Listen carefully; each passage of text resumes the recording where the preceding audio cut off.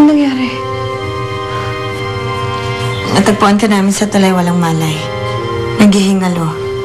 Anong nangyari? Magkikita kami dapat ni Inigo. Pero hindi siya dumating. Tapos hindi ko na maalala kung ano nangyari. Halos nasa bingit ka na ng kamatayan. Mabuti na lang at nakaligtas ka.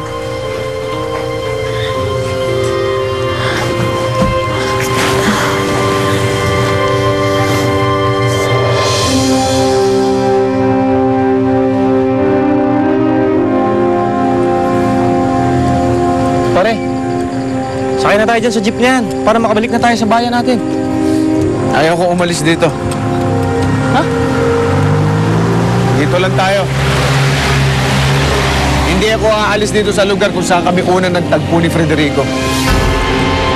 Pare, alam mo, dapat lumayo na tayo doon. Iwas gulo ba? Gusto kong magtagpo uli kami. Marami pa kaming pagtutuos na dapat gawin.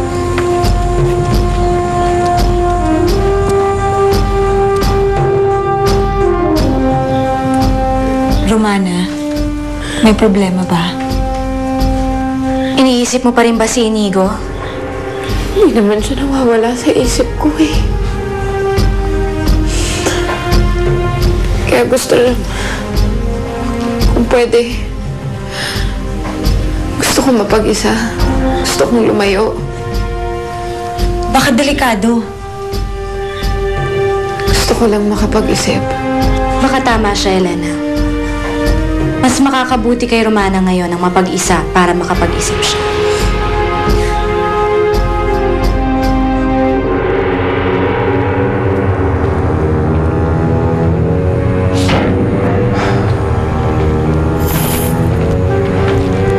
Inigo,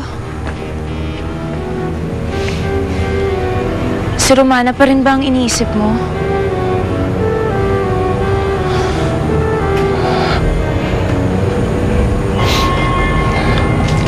Oo. Siya pa rin ang iniisip ko. Kalimutan mo na siya. Ako na ang mapapangasawa mo, kaya ako na dapat ang mahalin mo. Paano kita mamahalin, Crisanta? Kung si Romana ang laman ng puso ko. Kailangan ko siya makausap. Kahit sa huling pagkakataon, payagan mo kung makita si Romana bago tayo may kasal. Hindi ako papayag. Hindi ako tanga! Pero pag di ako nakapagpaalam sa kanya at hindi ko siya nakausap sa huling pagkakataon, hindi ako magkakaroon ng closure sa kanya. Pagkatapos ano?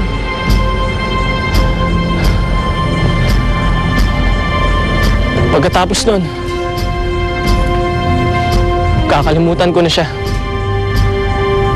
Pag-aaralan kitang mahalin, Crisanta. Gagawin mo yun? Oo, Crisanta. Pag-aaralan kitang mahalin. Basta payagan mo lang ako makita si Romana sa huling pagkakataon. Para masabi ko lang sa kanya na kalimutan na niya ako. At para masiguro ko lang na maayos siya.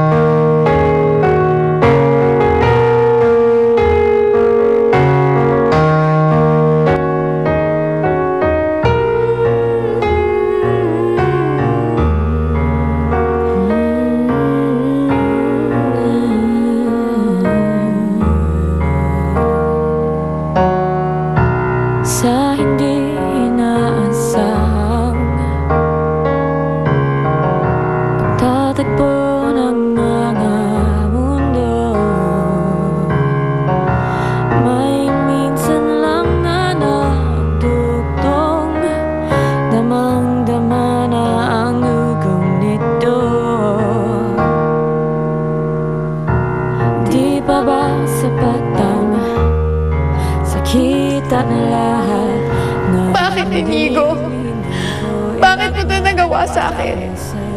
Hindi ko pa rin maintindihan.